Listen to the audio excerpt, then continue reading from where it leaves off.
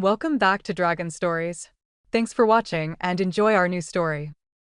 She told me she wanted more out of life. And honestly, looking back now, I think what she really meant was that she wanted more out of life without actually losing what she already had.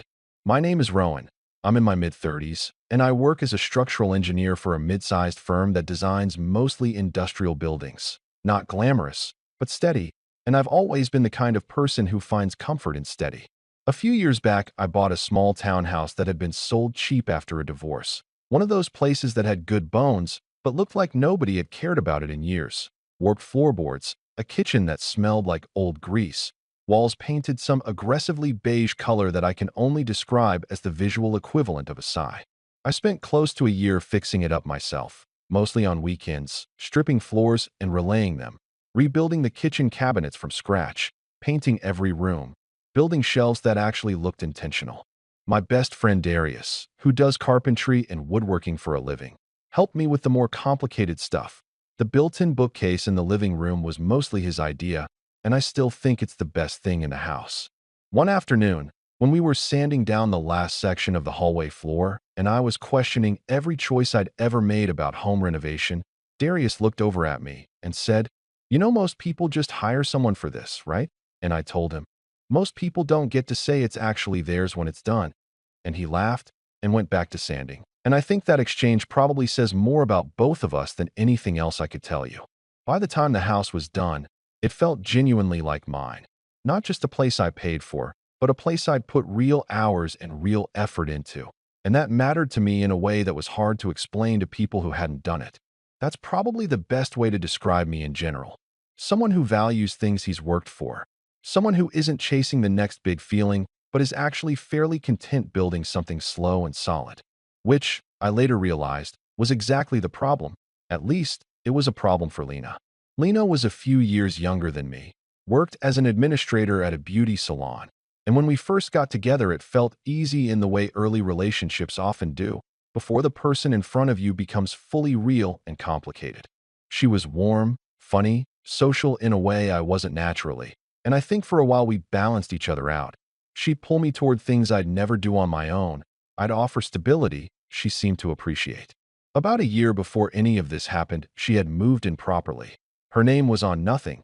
Her furniture was minimal, but her presence was woven into the house completely, the way someone's presence gets woven in when they're there every morning and every evening and most of the hours in between.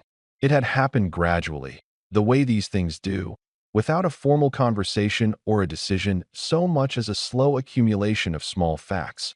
A drawer that became hers, a shelf that became hers, a key that became hers. Looking back, I can pinpoint when things started tilting, though I didn't name it clearly at the time. She started spending more time with her friend Sienna, who I'd never warmed to, not because she was a bad person exactly, but because every conversation with her seemed designed to make Lena feel like she was missing out on something. Sienna changed partners the way some people change phone cases, frequently, with enthusiasm, and apparently without much residual attachment. She had this energy that made ordinary stable life look like a consolation prize, and I watched it slowly get under Lena's skin. Lena started saying things like, "We never do anything spontaneous," and "Sometimes I feel like we're already an old married couple," and I try to engage with it, but I could feel that wasn't really what she was after. One evening she came home from a night out with Sienna and said, almost offhandedly, "Sienna met someone new again. She just goes out and things happen for her." I didn't say much, just nodded. But something about the way she said it, like she was describing a lifestyle she'd been quietly auditioning for, stayed with me longer than it probably should have. She started comparing us to other couples in a way that didn't feel like observation so much as argument, pointing out who was doing what, who looked happier, who seemed freer. I noticed she was going out with Sienna more, coming home later, a little more distant when she did, not in a dramatic way, but in the quiet way of someone whose attention is gradually moving towards something else. I told myself it was a phase, that relationships go through cycles, that I was probably overthinking it, and maybe I was, or maybe I was just doing what people do when they don't quite want to see what's in front of them. Then one evening she sat down across from me at the kitchen table, the one I'd refinished myself, which felt weirdly significant in retrospect. with the kind of deliberately calm expression that people wear when they've been rehearsing something in their head for a while, and she said she wanted to talk. She told me she'd been feeling restless, that she was scared she'd settled too early, that there were things she felt she hadn't experienced yet. She said our life together was good but predictable, that she cared about me, but felt like she was running out of time to figure out who she was outside of us.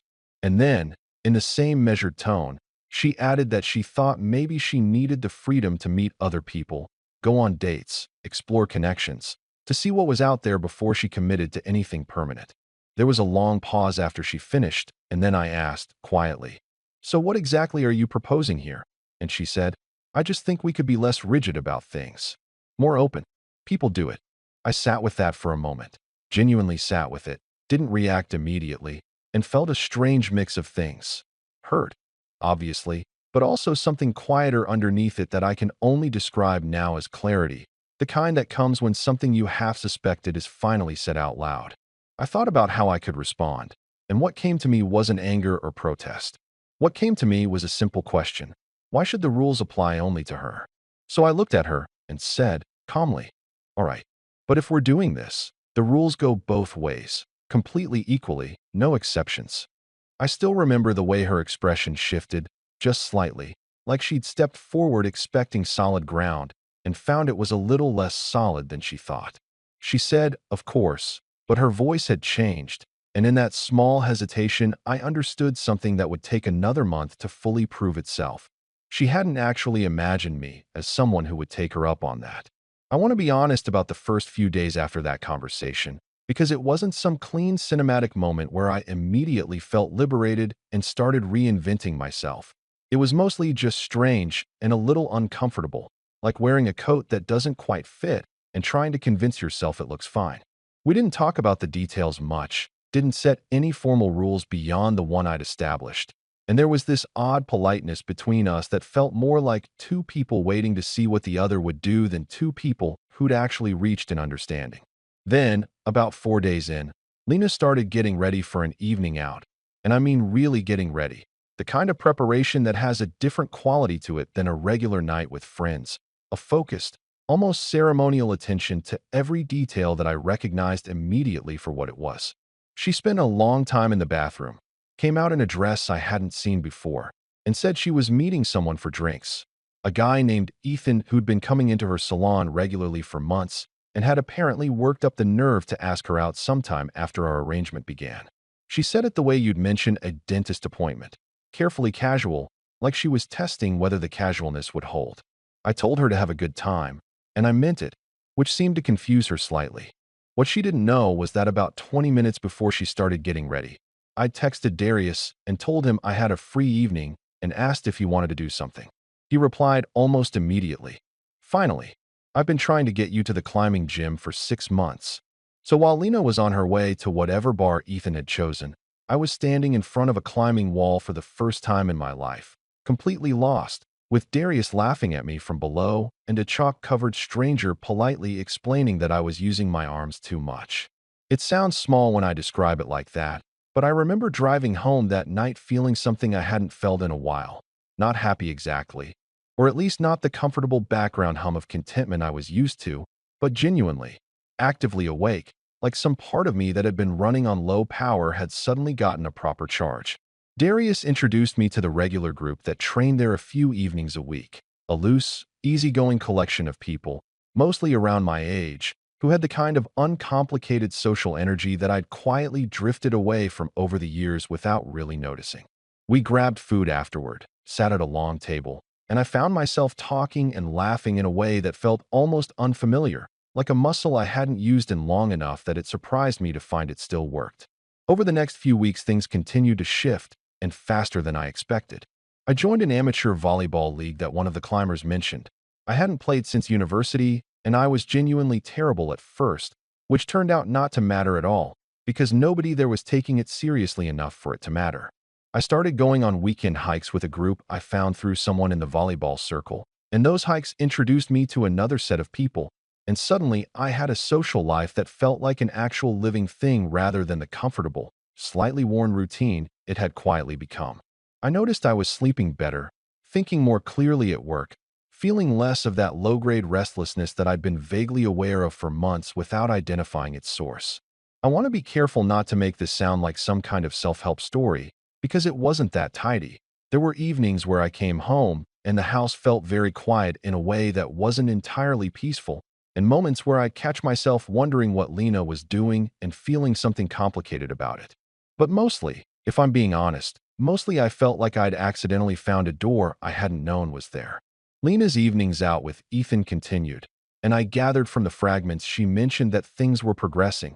More dates, more time spent on her appearance before she left, a certain energy when she came back that I recognized without needing to analyze.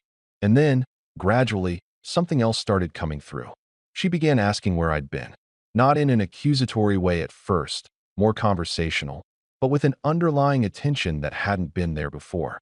Was that Darius again? She'd ask, and I'd say yes, or sometimes no, just people from the climbing group or the hiking trail.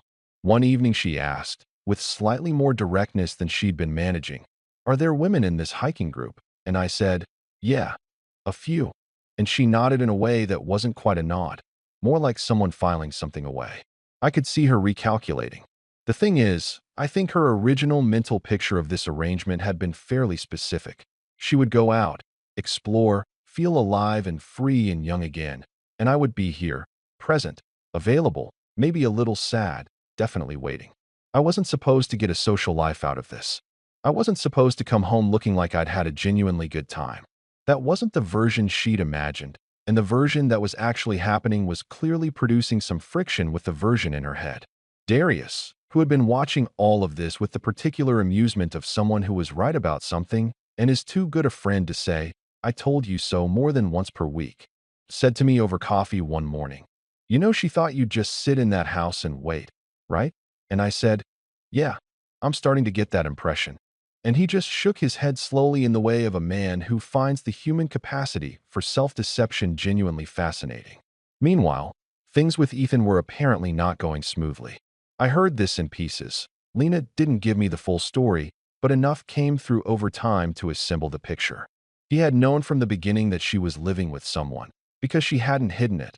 But knowing something in the abstract and sitting with it across a dinner table are different things. And at some point the reality of it started to bother him in ways he couldn't ignore. He had started asking uncomfortable questions about their situation, about what I was to her, about whether she was actually available or just pretending to be. And Lena had apparently tried to explain the arrangement in a way that made it sound clean and mutual and modern, but Ethan was not interested in being a variable in someone else's experiment, and the more he understood the situation, the less he liked it. Their dates had apparently taken on a pressured, slightly anxious quality that was not what either of them had been looking for. And all of this was happening while I was out hiking on a Saturday morning with a group of people who actually seemed to enjoy my company, which I don't think helped her mood. She started coming home earlier. She started being in the kitchen when I was making coffee in the morning. She started asking questions that weren't quite questions. "You seem different lately," she said one evening, and I said, "Do I?" And she said, "Yeah, lighter or something." And there was something in her voice that I hadn't heard in a long time. Something that sounded almost like she was seeing me clearly for the first time in a while and wasn't entirely sure what to make of what she saw. That observation, lighter or something, stuck with me because it made me realize something I'd been only half conscious of before.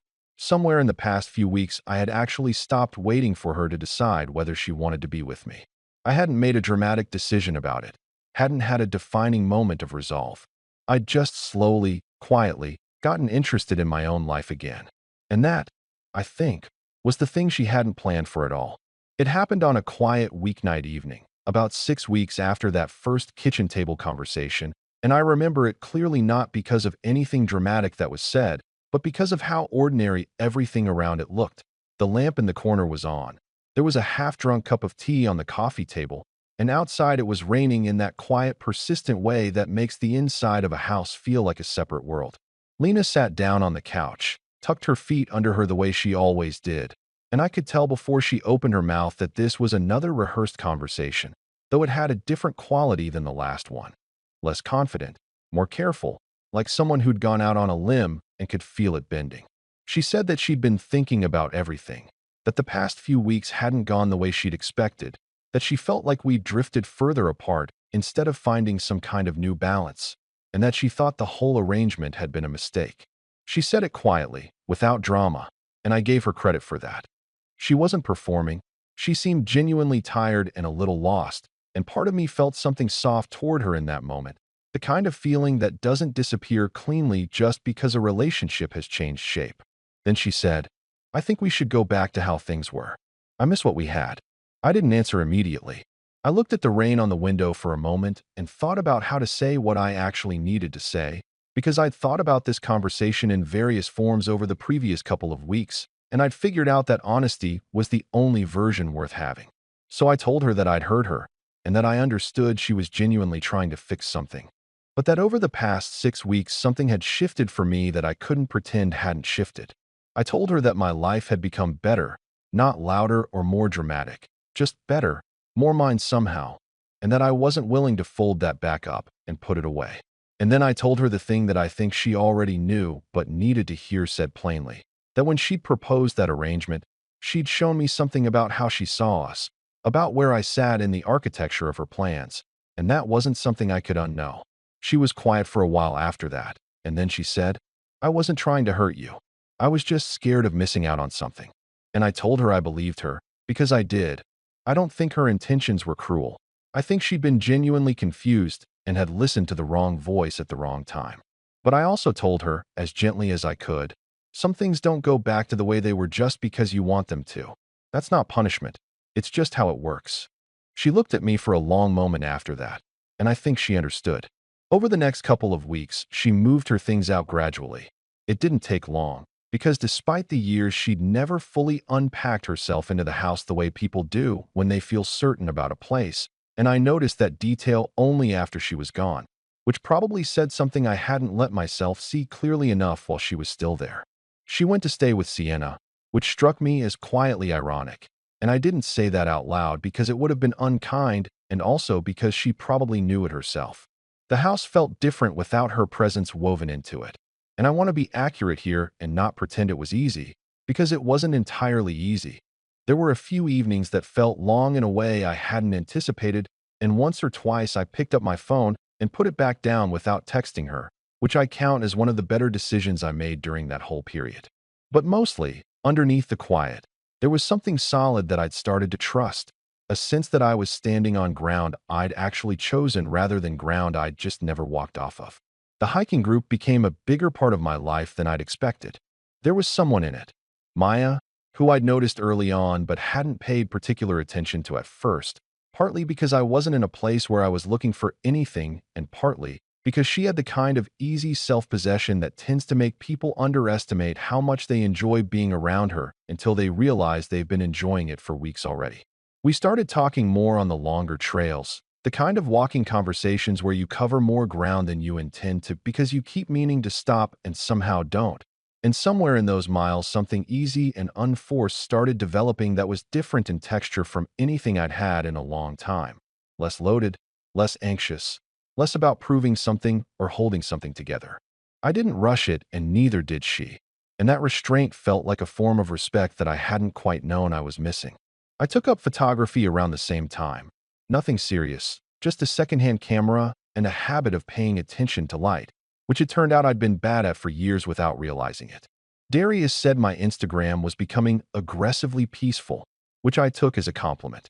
I traveled more, mostly weekend trips at first, then a longer one with the hiking group to a coastal region I'd never visited where I took about 400 photographs of rocks and water and didn't feel the need to explain myself to anyone. Life settled into something that felt genuinely chosen rather than inherited, and that distinction mattered more than I'd expected it to. I ran into Lena a few months later at a grocery store, of all places, in the bread aisle, which is perhaps the least cinematic setting for a significant encounter, but that's how these things actually go. She looked tired in a way that had something permanent about it, and we talked for a few minutes, politely, not warmly, but without hostility either. She mentioned that things with Sienna were fine, that she was figuring things out, that she'd started looking for her own apartment. And then she said, with a kind of careful casualness that didn't quite conceal its own weight, "I still think about us sometimes. About how things were." I nodded, because I understood what she meant, And I told her honestly that I did too, sometimes, and that I didn't think badly of her, which was true. But I also knew, standing there in that ordinary aisle under those ordinary lights, that what she was missing wasn't me specifically. It was the version of her life where she had something solid to come back to, something she'd taken for granted in the way you take for granted anything that's simply always there. I had been that thing, and she'd tested whether it would stay in place, and it turned out it wouldn't, and now she was living in the space that decision had created. I don't say that with satisfaction. I say it because I think it's true, and I think she knew it too, which is probably why neither of us lingered after the conversation ended, and we each went back to our own separate evenings and our own separate lives. I've thought about that whole chapter more times than I can count, and I still don't know if I handled everything perfectly. I'm sure there are things I could have said differently, conversations I avoided when I should have had them earlier, moments where I mistook patience for passivity. But I know this. I learned something real about the difference between being chosen and being defaulted to. And once you see that distinction clearly, it's very hard to unsee. Some people want freedom until they realize it's symmetrical. Some people want a safety net until the safety net starts living its own life. I'm not bitter about it. I genuinely, completely am not. But I am different because of it, in ways I think are mostly good, and I suppose that's as close to a clean ending as real life usually offers. If you've been in something similar, you already know that the hardest part isn't the leaving.